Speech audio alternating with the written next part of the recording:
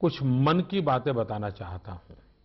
और मेरे मन में तो ऐसा है कि सिर्फ आज नहीं, बातचीत का अपना क्रम आगे भी चलता रहे। मैं कोशिश करूंगा, हो सके तो महीने में 2 बार या तो महीने में 1 बार समय निकाल करके आपसे बातें करूं। आगे चल करके मैंने ये भी मन में सोचा है कि जब भी बात करूंगा तो रविवार होगा और समय प्रातः 11 बजे का होगा। तो आपको भी सुविधा रहेगी और मुझे भी ये संतोष होगा कि मैं मेरे मन की बात आपके मन तक पहुंचाने में सफल हुआ हूं। आज जब विजयादशमी का पर्व मनाते हैं, ये विजयादशमी का पर्व बुराइयों पर अच्छाइयों का विजय का पर्व है। लेकिन एक श्रीमान गणेश वेंकरादरी, मुंबई के सज्जन, उन्होंने मुझे मेल भेजा और उन्होंने कहा कि विजयादशमी में हम अपने भीतर की 10 बुराइयों को खत्म करने का संकल्प करें। मैं उनके इस सुझाव के लिए उनका आभार व्यक्त करता हूं। हर कोई जरूर सोचता होगा अपने अपने भीतर की जितनी ज्यादा बुराइयों पर को पराजय करके विजय प्राप्त करें। लेकिन राष्ट्र के रूप में मुझे लगता है कि आओ विजयादशमी के पावन पर्व पर हम सब गंदगी से मुक्ति का संकल्प करें और गंदगी को खत्म कर करके विजय प्राप्त करना। विजयादशमी के पर्व पर हम ये संकल्प कर सकते हैं। कल 2 अक्टूबर महात्मा गांधी की जन्म जयंती पर स्वच्छ भारत का एक अभियान 125 करोड़ देशवासियों ने आरंभ किया है। मुझे विश्वास है कि आप सब इसको आगे बढ़ाएंगे। मैंने कल एक बात कही थी स्वच्छ भारत अभियान में कि मैं 9 लोगों को निमंत्रित करूंगा और वे खुद सफाई करते हुए अपनी वीडियो को सोशल मीडिया में अपलोड करेंगे और वे और 9 लोगों को निमंत्रित करेंगे। आप भी इसमें जुड़िए, आप सफाई कीजिए, आपके 9 जिन लोगों को आप आह्वान करना चाहते हैं उनको कीजिए, वे भी सफाई करें। आपके साथी मित्रों को कहिए, बहुत ऊपर जाने की जरूरत नहीं है। वो और 9 लोगों को कहे, वो और 9 लोगों को कहे, धीरे धीरे पूरे देश में ये माहौल बन जाएगा। मैं विश्वास करता हूं इस काम को आप आगे बढ़ाएंगे। हम जब महात्मा गांधी की बात करते हैं तो खादी की बात बहुत स्वाभाविक ध्यान में आती है। आपके परिवार में अनेक प्रकार के वस्त्र होंगे, अनेक प्रकार के फैब्रिक्स होंगे, अनेक कंपनियों के प्रोडक्ट होंगे। क्या उसमें एक खादी का नहीं हो सकता क्या? मैं आपको खादीधारी बनने के लिए नहीं कह रहा हूं। आप पूर्ण खादीधारी होने का व्रत करें, ये भी नहीं कह रहा हूं। मैं सिर्फ इतना कहता हूं कि कम से कम एक चीज, भले हैंडकरचीफ हो, भले घर में नहाने का तौलिया हो, भले हो सकता है बेडशीट हो, तकिए का कवर हो, पर्दा हो, कुछ तो भी हो। अगर परिवार में हर प्रकार के फैब्रिक का शौक है, हर प्रकार के कपड़ों का शौक है, तो एक ये भी तो होना चाहिए। और ये मैं इसलिए कह रहा हूं कि अगर आप खादी का वस्त्र खरीदते हैं तो एक गरीब के घर में दिवाली का दिया जलता है। और इसलिए एकाध चीज, और इन दिनों तो 2 अक्टूबर से लेकर करीब महीने भर खादी के बाजार में स्पेशल डिस्काउंट होता है, उसका आप फायदा भी उठा सकते हैं। एक छोटी चीज, और आग्रहपूर्वक इसको करिए। आप देखिए गरीब के साथ आपका कैसा जुड़ाव आता है, उस पर आपको कैसी सफलता मिलती है। मैं जब कहता हूं 125 करोड़ देशवासी, अब तक क्या हुआ है, हमको लगता है कि सब कुछ सरकार करेगी और हम कहाँ रह गए। हमने देखा है अगर आगे बढ़ना है तो 125 करोड़ देशवासियों को करना पड़ेगा। हमें खुद को पहचानना पड़ेगा, अपनी शक्ति को जानना पड़ेगा। और मैं सच बताता हूं, हम विश्व में अजोड़ लोग हैं।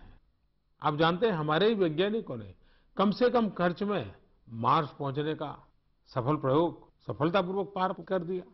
हमारी ताकत में कमी नहीं है, सिर्फ हम अपनी शक्ति को भूल चुके हैं, अपने आप को भूल चुके हैं। हम जैसे निराश्रित बन गए हैं। नहीं मेरे प्यारे भाइयों बहनों, ऐसा नहीं हो सकता। स्वामी विवेकानंद अक्सर एक बात हमेशा बताया करते थे। शायद ये बात उन्होंने कई बार लोगों को सुनाई होगी। विवेकानंद जी कहते थे कि एक बार एक शेरनी अपने 2 छोटे छोटे बच्चों को लेकर के रास्ते से गुजर रही थी। दूर से उसने भेड़ का झुंड देखा तो शिकार करने का मन कर गया। तो शेरनी उस तरफ दौड़ पड़ी और उसका एक बच्चा भी उसके साथ दौड़ने लगा, लेकिन दूसरा बच्चा पिछड़ गया। शेरनी भेड़ का शिकार करते हुए आगे बढ़ गई। एक बच्चा भी चला गया, लेकिन एक बच्चा बिछड़ गया। जो बच्चा बिछड़ गया उसमें एक माता भेड़ ने उसको पाला पोसा बड़ा किया और वो शेर भेड़ के पीछे ही बड़ा होने लगा। उसकी बोलचाल, आदतें सारी भेड़ जैसी हो गई। उसका हंसना, खेलना, बैठना, उठना सब भेड़ के साथ ही हो गया। एक बार वो जो शेरनी के साथ बच्चा चला गया था, वो अब बड़ा हो गया था। उसने एक बार इसको देखा कि ये क्या बात है, ये तो शेर है और भेड़ के साथ खेल रहा है, भेड़ की तरह बोल रहा है, क्या हो गया इसको।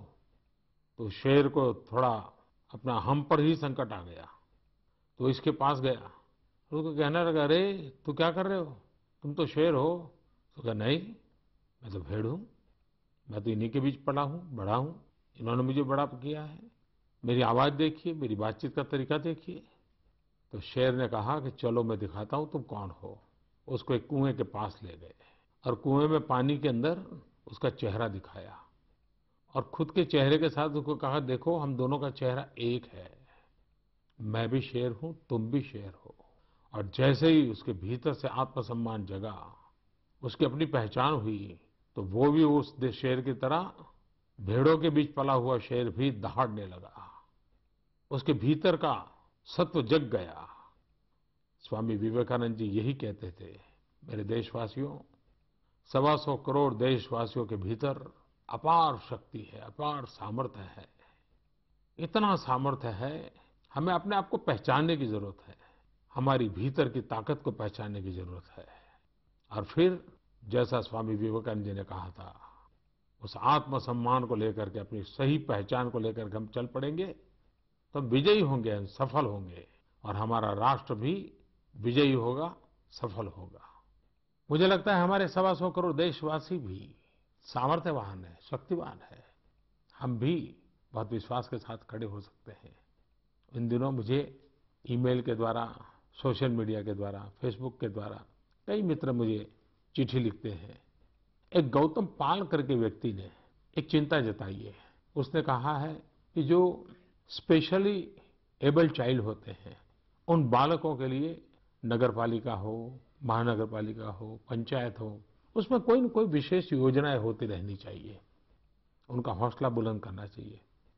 मुझे उनका ये सुझाव अच्छा लगा, क्योंकि मेरा अपना अनुभव है।